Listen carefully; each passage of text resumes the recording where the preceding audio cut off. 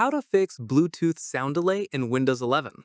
This tutorial shows you how to reduce the lag between video and audio on your Bluetooth headphones or speakers.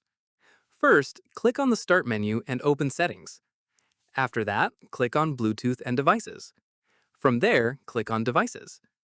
At this point, click on your connected Bluetooth audio device.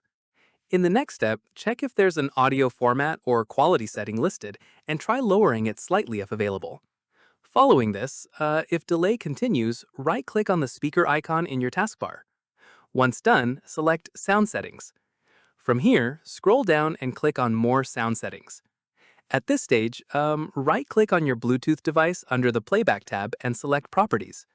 Keep in mind, Bluetooth audio delay is often caused by the device's codec or driver, so also check for updated Bluetooth drivers through Device Manager or Windows Update. After this, disconnect and reconnect your Bluetooth device to apply any changes made.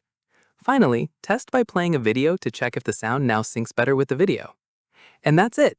If this guide helped you fix Bluetooth sound delay in Windows 11, give it a like, subscribe for more Windows tutorials, and tap the bell icon for updates. See